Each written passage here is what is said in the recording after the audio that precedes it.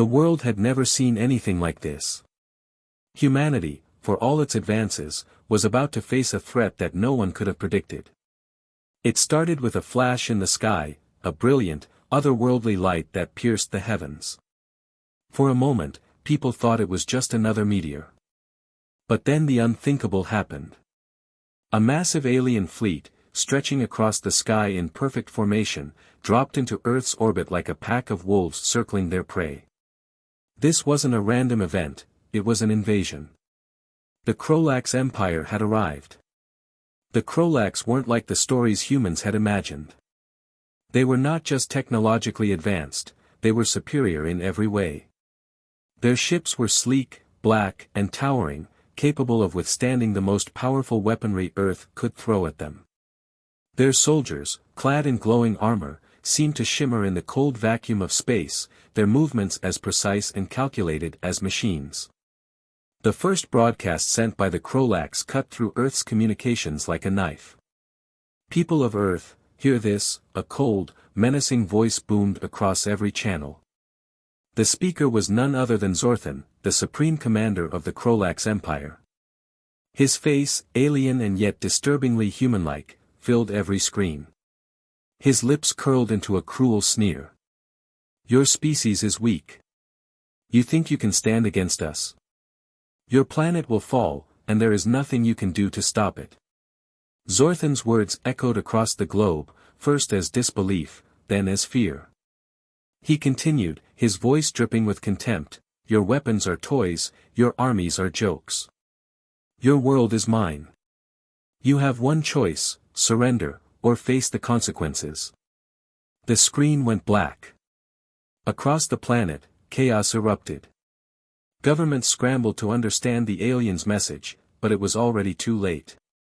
The Krolax ships were positioning themselves in Earth's orbit, their weapons already trained on the world below. The first round of orbital bombardment began moments after the transmission ended. Cities were reduced to rubble. The first hit was Washington, D.C., followed by New York, London, Beijing. Every major city in the world was struck with terrifying precision. Entire skyscrapers crumbled in seconds, and the ground trembled with each devastating blast from above. The sheer force of their weaponry was unlike anything humanity had ever faced. The military scrambled to respond, but their efforts were futile. Fighters launched into the sky, their missiles streaking toward the alien ships, but they were destroyed mid-flight. Earth's most advanced weapons, from tanks to fighter jets, were useless against the Krolax. Nothing on Earth had the power to match their superior technology. As the Krolax continued their attack, human governments were thrown into disarray. World leaders held emergency meetings, but no one had any answers. There were no backup plans, no weapons capable of stopping the invaders. Earth's most powerful nations were reduced to powerless figures, unable to do anything except watch their cities burn. Panic spread like wildfire, and fear consumed. But in the midst of this chaos, something else was happening, something that the Krolax could never have predicted. Deep beneath the surface, in a facility so secret it wasn't even known to the highest-ranking government officials, humanity's last hope lay waiting. Hidden away for decades, it had remained untouched, a silent promise of strength for a time just like this. Dr. Eliza Kane, a brilliant scientist who had been working on classified defense technologies for years, stared at the screens in front of her, her hands trembling. She had designed it, engineered it, and now it was ready. The Aegis exosuits, advanced power armor capable of turning the tide of war, were the culmination of everything she had worked for. But no one outside this secret facility knew of their existence. For years, humanity had been blind to the alien threat, focused on petty conflicts among themselves. But Dr. Kane had always known the aliens would come.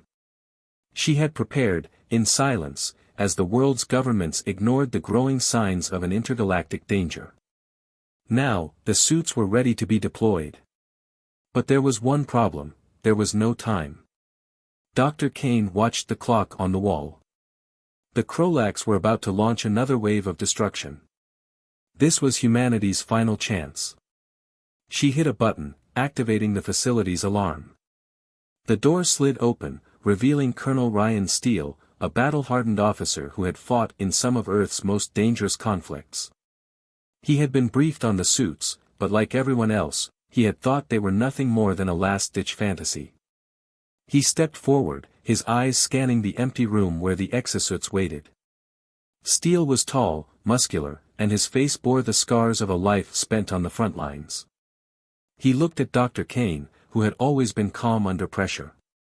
Now, however, her expression was one of urgency. "Colonel, the Aegis suits are our only hope," Dr. Kane said, her voice shaking slightly. "These suits can withstand the Krolax's weapons. But they're untested. No one knows how they'll perform in combat." Steele nodded, his mind already racing. He had seen the power of the Krolax weapons. If the suits worked as promised, they might be the only thing capable of stopping the invasion. Steele turned to the team of soldiers standing behind him. These men and women, the best humanity had to offer, would be the ones to wear the Aegis suits. They were the first to be chosen, and they would be the ones to face the Krolax. Each of them had trained for this moment, but no one could have prepared for what they were about to experience. The soldiers suited up, the heavy armor clanking as they fastened their helmets. Steele looked at each of them, his voice steady, despite the weight of the moment. "This is it. We're the last line of defense. The Krolax think we're weak, but we're about to show them what humanity is made of. Stay sharp. Stay together. And remember, we fight for the future of our species." The countdown had begun. Zorthan's fleet was already preparing another devastating wave of bombardment. Steele and his team had no time to waste. As the Aegis suits hummed to life, powering up with an eerie glow, Steele looked up at the monitors. The Krolax ships loomed large in the sky, their weapons targeting major cities. "Prepare for launch," Steele ordered, his voice calm, yet filled with the unspoken tension of the coming battle. The countdown continued. And as the massive alien fleet prepared to strike again, the Aegis-equipped soldiers prepared to make their stand. Cliffhanger. The moment of truth had arrived. Steele and his team would face the most powerful force humanity had ever encountered, but would the suits be enough to turn the tide?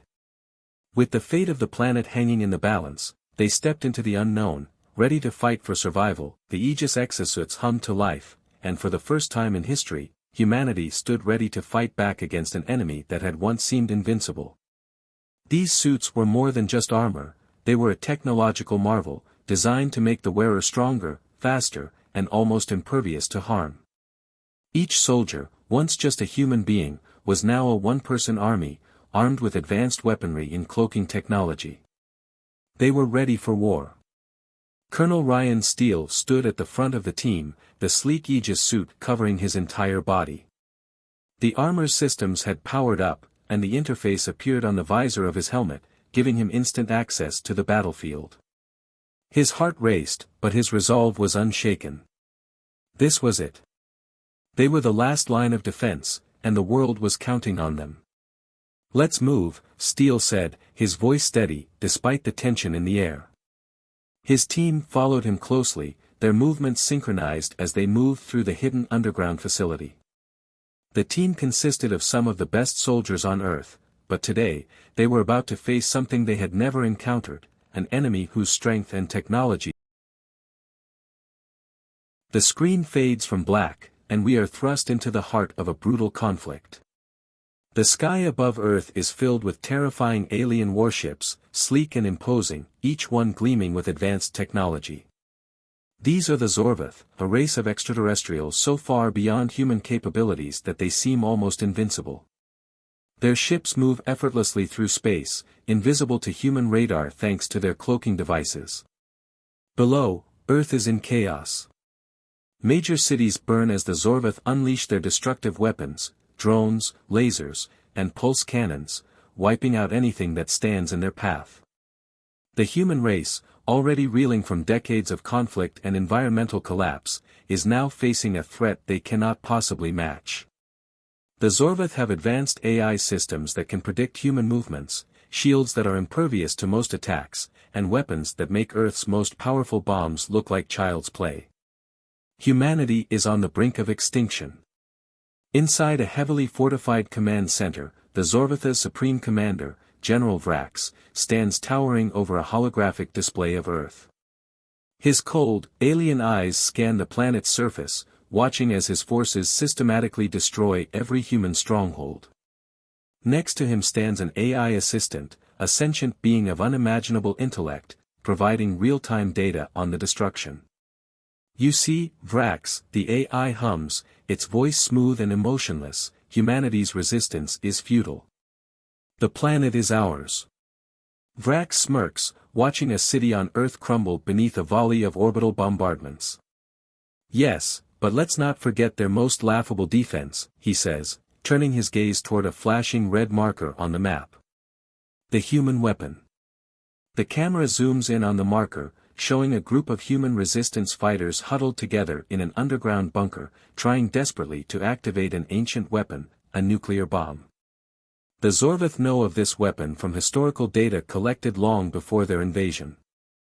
It was used during Earth's 20th century, but they believe it's a relic, an ancient tool that no longer has any real power. It's laughable to them that humans still cling to this outdated and dangerous weapon. Do they honestly believe this primitive relic can stop us? Vrax chuckles, turning away from the monitor. Let them try. The atomic bomb is nothing more than a toy to us.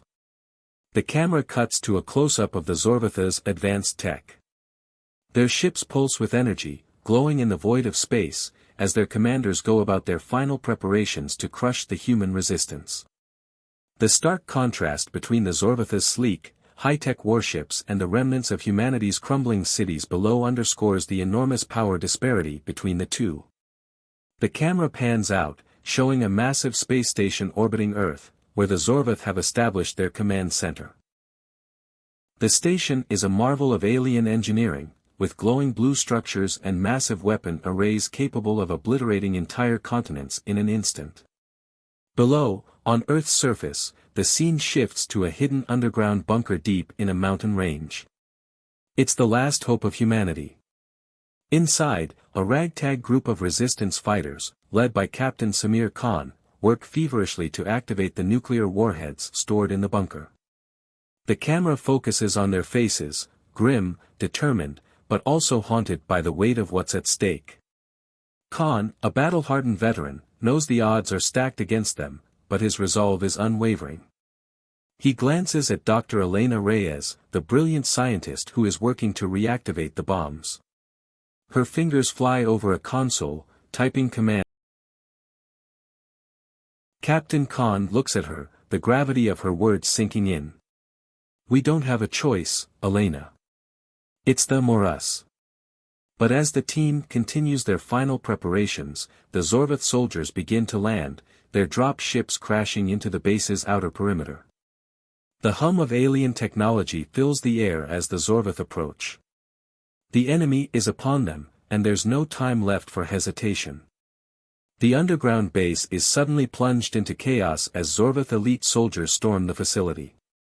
The team is caught off guard at first, scrambling to find cover as the alien soldiers advance with weapons drawn. The Zorvath soldiers are fearsome, their technology vastly superior to human weaponry.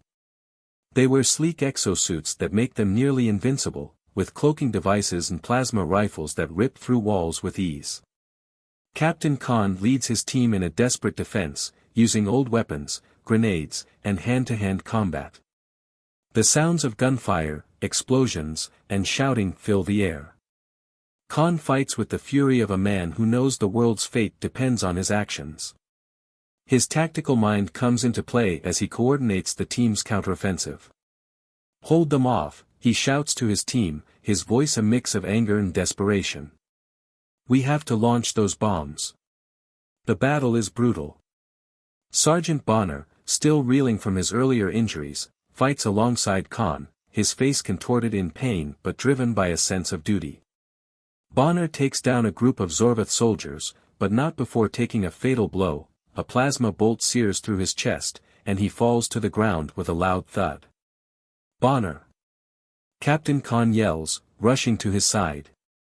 No! Stay with me! But it's too late. Bonner's death is swift, his sacrifice one of the many that have piled up in this fight.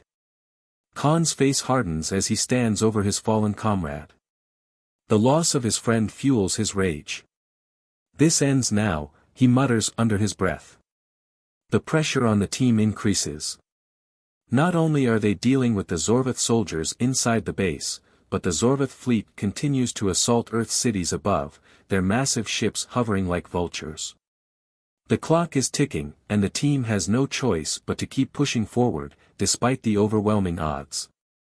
Just as the team is about to launch the bombs, Dr. Elena Reyes makes a heartbreaking decision. She realizes the launch system is compromised, and the only way to ensure the bombs will fire is for someone to manually override the system. She volunteers, knowing the risks. "I'll do it," she says, stepping forward, her voice calm despite the fear in her eyes. "I'll make sure they launch." Captain Khan tries to stop her.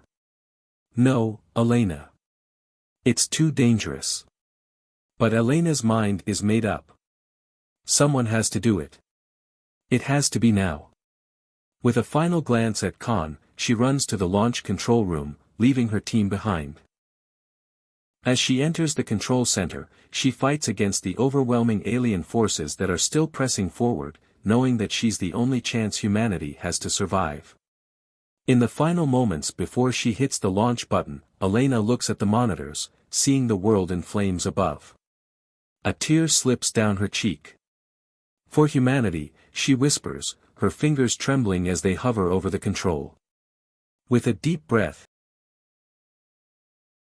the camera lingers on the nuclear bomb's launch sequence as the screen fades to black.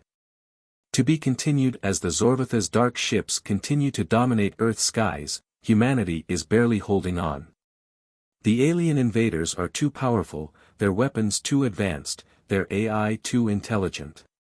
The human resistance, led by Captain Samir Khan, has been pushed to the edge of extinction, fighting on a losing front with outdated weapons and broken technology. Yet, in this darkness, there remains a spark of hope, an ancient weapon buried beneath the ruins of civilization, long forgotten and hidden away. Deep beneath the war-torn surface of Earth, Captain Khan and his team make their way through the crumbling remains of a military bunker, its location known only to a few remnants of the old world. The entrance is hidden, overgrown with weeds, its once impressive concrete walls now cracked and decaying. The air inside is thick with dust, and the musty smell of rust and old machinery fills the space. Despite the wear and tear, the team's hope is reignited. This place could hold the key to their survival. As they venture deeper into the bunker, the atmosphere is tense. The Zorvath may have the power to obliterate humanity with their vast fleets, but Captain Khan is not ready to give up. The bunker, left untouched by time and conflict, holds something far more important than just a safe place to hide. It holds nuclear warheads, weapons of unimaginable power that were used centuries ago.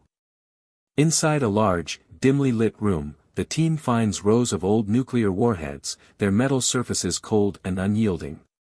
They're relics of a time long past, weapons from the 20th century, long thought to be useless in the face of the Zorvatha's superior technology.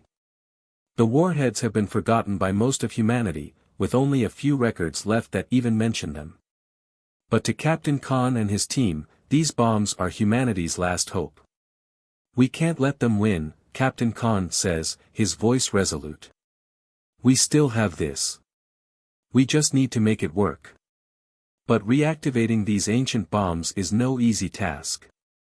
The equipment is old, and the technology is outdated. The warheads, originally designed to be launched with precision from long-range missiles, are now a time-worn puzzle. The team has little more than their wits and sheer determination to get them working again. Dr. Elena Reyes, a brilliant scientist and expert in nuclear technology, takes the lead in deciphering the old systems. She pulls out a worn, leather-bound manual, its pages yellowed and brittle with age. "This manual is a mess, but it's all we've got," she says, her brow furrowed as she scans the diagrams. Her fingers move over the console, typing in codes and performing diagnostics on the warheads. She mutters to herself, the weight of the task bearing down on her. If I can just get this old system online, we might have a shot. The console flickers with a dim light, and a few sparks crackle as the machinery sputters to life. Captain Khan watches her work, his expression a mix of awe and anxiety. Elena is his best hope, but even she knows that time is running out. We can't afford to fail, Elena, Khan says. The Zorvath won't wait forever. Once they detect us, it'll be over. She looks up, meeting his gaze with a fierce determination. I know. But we have no choice. As Elena continues her work, the tension in the bunker rises. The sound of distant explosions shakes the walls, a reminder that the Zorvath are drawing closer, preparing for their final strike. The team works in near silence, only the hum of the machines and the occasional clink of metal breaking the stillness. However, not everyone in the bunker shares the same sense of urgency. As the human resistance struggles to reactivate the nuclear warheads, the story reveals a darker truth: some within the human ranks no longer believe in the cause. A small faction of infiltrators, led by a traitor named Marcus, believes that humanity's best days are behind them. They see the warheads as a dangerous, reckless last attempt at survival, one that will only As the final moments of the rising action unfold, the team prepares to launch the weapons, knowing that their battle is far from over. The Zorvath are closing in, but humanity's last hope is alive. The ancient weapon they once mocked is now their greatest weapon. The Zorvath fleets hover ominously in Earth's atmosphere, casting massive shadows over the planet. Thousands of alien ships, sleek and menacing, descend upon Earth's major cities with ruthless precision. They unleash torrents of energy blasts and weaponized drones, targeting military installations, power plants, and government centers. Each city they hit falls into chaos, humanity scrambling to fend off the unstoppable assault. Cities are reduced to rubble, the once thriving centers of civilization now nothing more than smoking craters. Earth's defenses are powerless against the Zorvath's technological might. Amid this devastation, humanity's last hope lies in an old underground military base, where Captain Samir Khan and his team, battered but resolute, prepare to launch the nuclear bombs that had once been mocked by the Zorvath. The bombs, long forgotten by most of the world, are now humanity's last line of defense. Deep underground, in a fortified command center, the team is working tirelessly to prep the warheads for launch. Tension fills the air as every second feels like a countdown to the planet's final moments. The camera pans over the team in the underground base, their faces drawn with exhaustion, yet determined. Flashing screens and the low hum of machinery fill the background. Elena, the brilliant scientist, works feverishly to ensure the warheads are ready. She types on a console, her fingers trembling slightly from the strain, but her resolve is unwavering. We're ready. Just a few more adjustments, she says, her voice steady, though it's clear she's feeling the weight of the moment. Captain Khan stands by, eyes scanning the monitors. The feed from Earth's surface shows the cities burning, people fleeing in terror, and the Zorvath ships overhead. We don't have much time, he says, his voice thick with urgency. We launch now, or we lose everything. But as the team moves into position, a chilling message interrupts their preparations. A Zorvath communications signal is intercepted by their makeshift radar system. The alien voices are clear, their tone dismissive, as they mock the idea that humanity could possibly have the ability to activate the ancient bombs. We detect a primitive human signal, the Zorvath commander says. An old weapon, perhaps. A last act of desperation. Let them play with their toys. It will not save them. Despite their derision, there's a hint of curiosity in their voices. They can't quite believe that these humans, who have been no match for their superior technology, are threatening to unleash such an ancient weapon. The Zorvath scoff at humanity's futile attempts, but a sliver of caution creeps into their voices. They know how destructive nuclear weapons can be, even if their own technology seems to eclipse anything humanity could muster. At the same time, the Zorvath invasion forces intensify their assault, sending elite squads of alien soldiers to Earth's surface. Their mission is clear: prevent the launch of the bombs at all costs. As these elite soldiers prepare to land, the pressure on the human team mounts. Time is running out, and they know the Zorvath won't give them another chance. As the team works, we see the emotional and physical toll this mission has taken on them. Captain Khan, ever the leader, holds it together. His mind is focused, and his hands steady, even as his heart aches for the world he's about to lose. He knows what's at stake, not just for Earth, but for his people, his family, his future. His dedication and unwavering sense of duty to humanity are clear.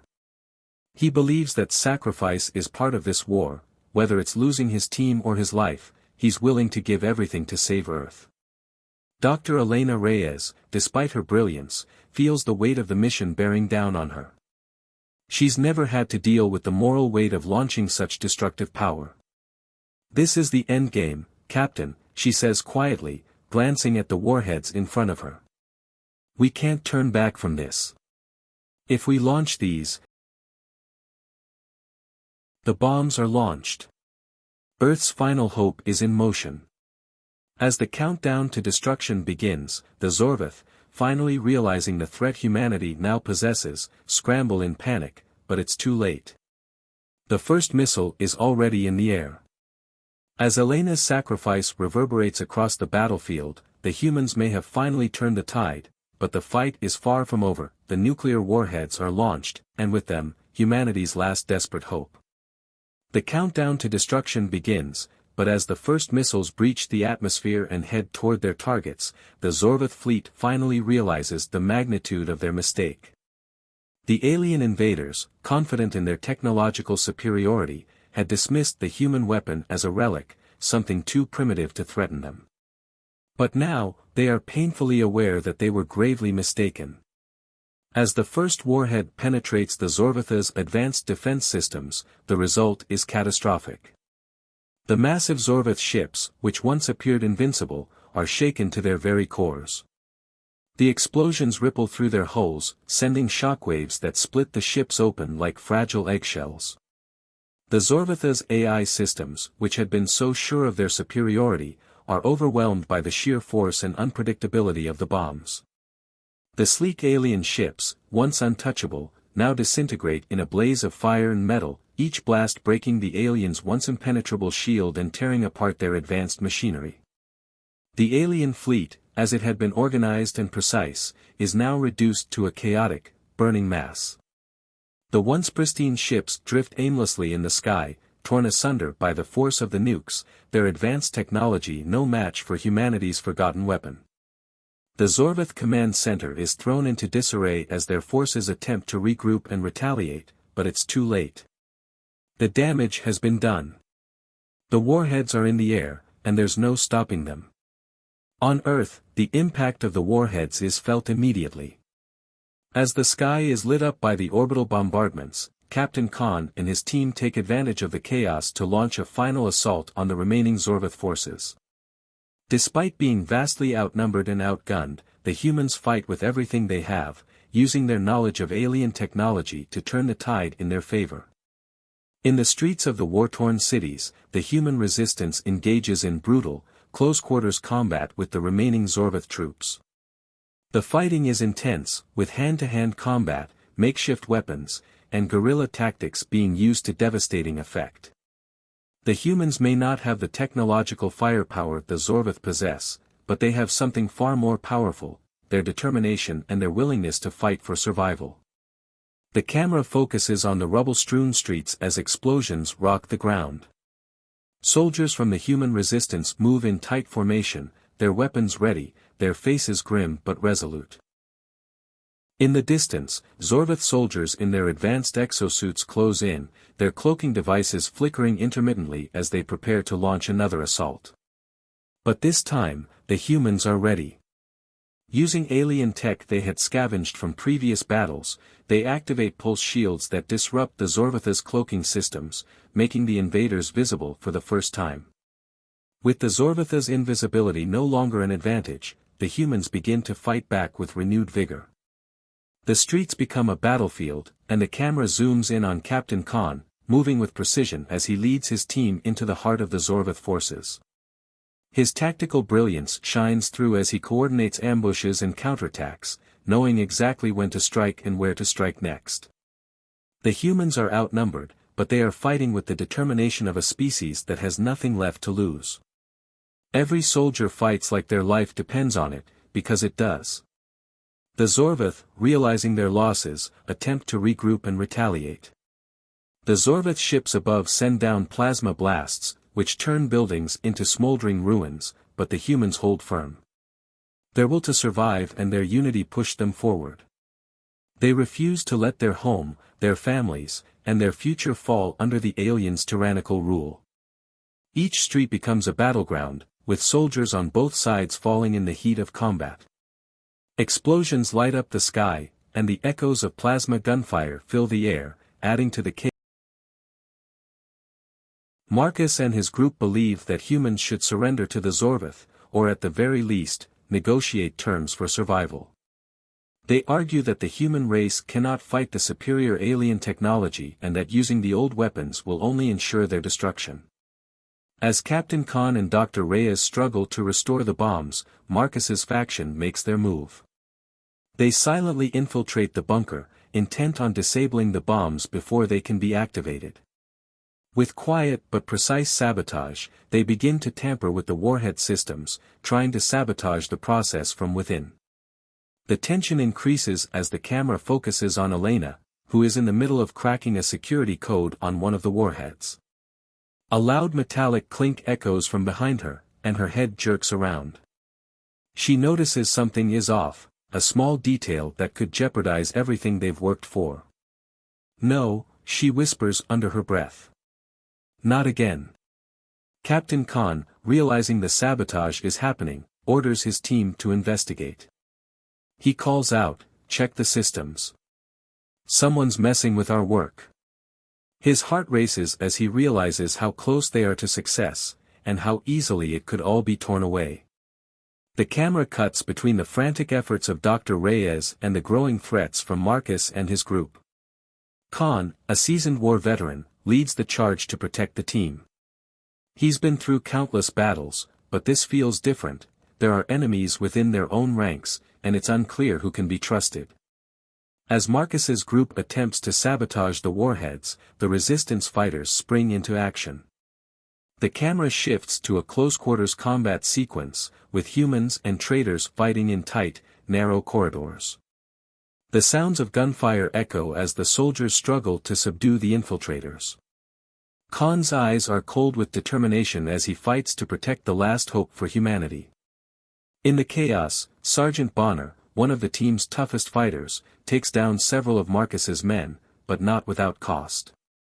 He's wounded in the process, a brutal gash running across his chest. As he falls to the ground, Captain Khan rushes to his side, his voice heavy with emotion. "Stay with me, Bonner. Stay with me." Bonner's eyes flutter as he coughs up blood, but he manages a faint smile. "Finish the mission, Captain. For all of us." The tension peaks as Bonner's life slips away, and Captain Khan makes a silent vow to see this mission through, no matter the cost. After a brutal fight, the sabotage attempt is thwarted. Marcus and his followers are captured, and Dr. Reyes, despite the damage, manages to stabilize the warheads.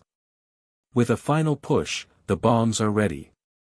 The team stands, bruised and battered but resolute. "We've done it," Elena says, her voice hoarse with exhaustion, but her eyes filled with relief. "The bombs are ready."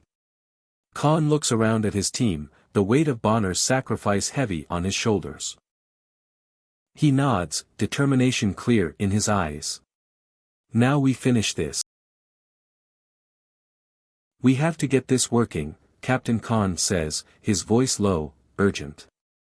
"This is humanity's last chance. Outside, the sky is dark, and the earth trembles as alien warships hover above. The feeling of impending doom is palpable, and the humans know that if they fail now, their entire species will be wiped out without a trace. The camera shifts between the tension-filled underground bunker and the high-tech, intimidating Zorvath command center in space. There's a constant sense of suspense, the Zorvath, with their overwhelming power, and the humans, fighting with the last of their strength, hoping that the ancient weapon they're trying to restore can somehow make a difference. The Zorvath commanders continue their mocking of the human weapon. They gather around a holographic display showing the location of the human bunker, clearly visible to them. The humans are desperate, Vrax sneers. They cannot even fathom the true might of the Zorvath. He turns to one of his lieutenants. Prepare the final assault. This will be the last time we hear about humanity. But even as the Zorvath laugh and mock, the camera lingers on the humans below. Captain Khan, determined to win, is talking to his team, rallying them for the final push. He knows that despite the overwhelming odds, the human spirit is still their greatest weapon. They think we're finished, Khan says, his voice steady but filled with emotion. They think they've already won. But humanity is not so easily defeated. We've survived wars, diseases, and natural disasters. And we will survive this. We fight for each other, for the future. No matter what happens, we fight. The suspense continues to build as the camera cuts between the Zorvath preparing for the final strike and the humans desperately trying to get the nuclear warheads operational. The Zorvath are confident, almost bored, as they prepare for their inevitable victory. But the humans, against all odds, are determined to prove them wrong. As the clock ticks down, the audience is left on the edge of their seat, wondering, can the atomic bomb, the weapon dismissed as outdated and useless, truly be the key to humanity's survival? Will the Zorvath's arrogance lead to their downfall? The countdown begins, and the tension is unbearable. The nuclear warheads are ready. The Zorvath fleet prepares for the final obliteration of Earth. And humanity's last, best hope, an ancient weapon once mocked as obsolete. In the midst of this desperate battle, Captain Khan faces an impossible choice. The last remaining warhead, the one that could destroy the Zorvath once and for all, is vulnerable. It must be launched manually from a highly fortified Zorvath stronghold deep within the city, but it's located in a heavily guarded sector. As Khan prepares to make the dangerous journey, he's confronted with the reality that this may be his final mission. In that moment, he reflects on the sacrifices of those who've fallen before him, Dr. Elena Reyes, who gave everything to ensure the nukes were activated, and Sergeant Bonner, whose death still weighs heavily on his heart. This is for them, Khan whispers to himself as he tightens his grip on his weapon and begins his approach toward the stronghold. He knows the odds are stacked against him, and that this mission could very well be the last thing he ever does. But his thoughts are clear, the survival of humanity depends on the completion of this mission, and he is willing to give everything to see it through. As Khan reaches the final barrier to the Zorvath stronghold, the remaining Zorvath forces converge on him. He's surrounded by alien soldiers, and it seems like all hope is lost. But Khan's resolve is unshakable. He charges forward with everything he has, gunning down alien soldiers one by one. But as he nears the final launch panel, an alien sniper's shot strikes him in the chest, sending him crashing to the ground. With his vision blurred, Khan reaches out and hits the final button on the launch system. The warhead is released into the atmosphere, and as it ascends toward the Zorvath flagship, Captain Khan's life slips away. His final thought is of his fallen comrades and the world they fought to save. The warhead reaches the Zorvath flagship, and in a moment of sheer destruction, the ship is obliterated, along with the remaining Zorvath forces in Earth's orbit. The explosion is so intense that it lights up the sky, a final, blinding symbol of humanity's victory. The Zorvath's reign of terror is over. As the dust settles, humanity is left standing amidst the ruins of their world. The battle is won, but the cost has been immense. Captain Khan, Dr. Elena Reyes, Sergeant Bonner, and countless others have given everything to save their planet. But in the end, Earth survives, and the Zorvath are no more. The camera pans over the battlefield, where the last survivors of the human resistance gather. Despite their losses, there's a sense of triumph in the air. The humans have proven that, even in the face of overwhelming odds, they can fight back, and win. The story of humanity's resilience, sacrifice, and ultimate victory will echo throughout the ages. The Zorvath fleet, once a symbol of nearly unbeatable power, now drifts across the cosmos in a disarrayed mess. Their ships, pristine and towering in their advanced technology, are now little more than debris floating in space. The alien invaders, who once believed their superiority would bring them effortless victory, are now defeated. Their once unquestioned might has been shattered by humanity's determination and resourcefulness. As the camera lingers on the remains of the Zorvath fleet, it's clear that the balance of power has shifted.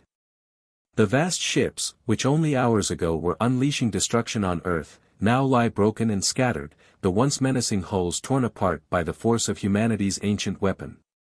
What had been a symbol of terror for humanity is now reduced to a graveyard in space, a monument to the bravery and sacrifice of the humans who dared to fight back.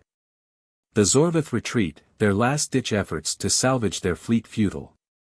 As their ships turn and disappear into the depths of space, a collective sense of relief and triumph washes over the surviving humans. They have won, but the cost has been immense.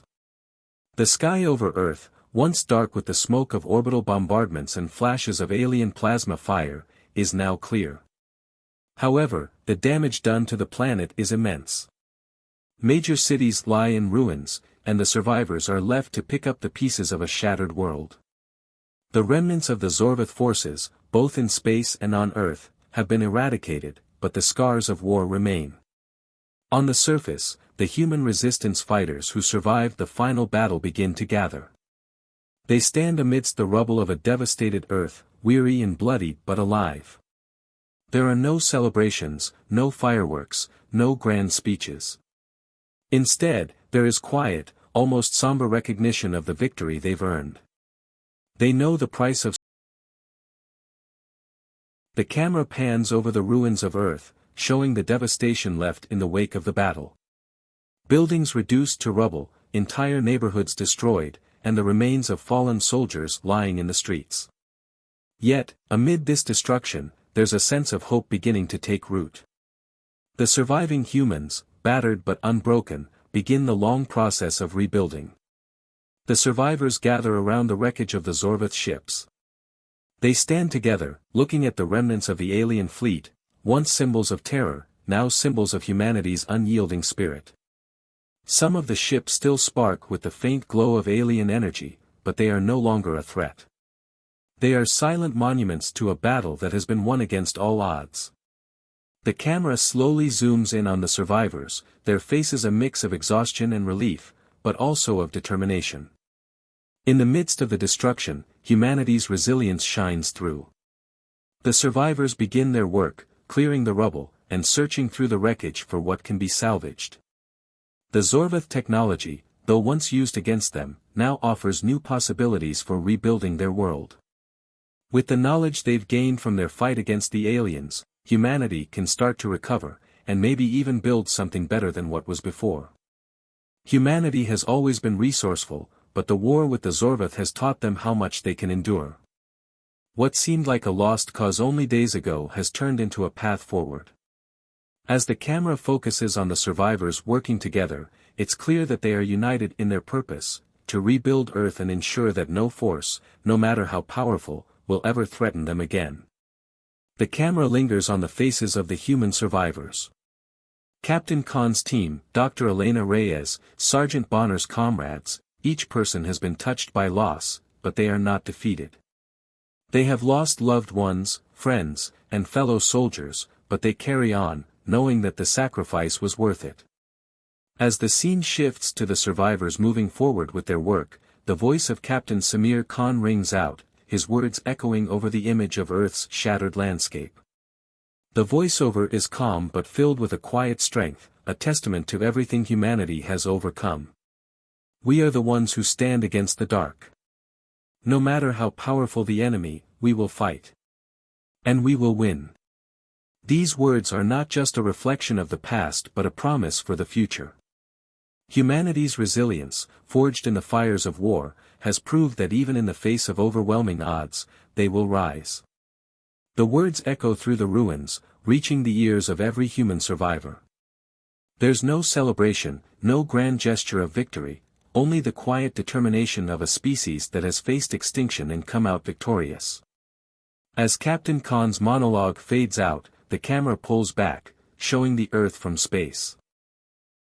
The scars of war are visible, but there is also a sense of renewal. Humanity, though battered, has not only survived the alien invasion but has triumphed. The survivors will rebuild, and the Earth will heal.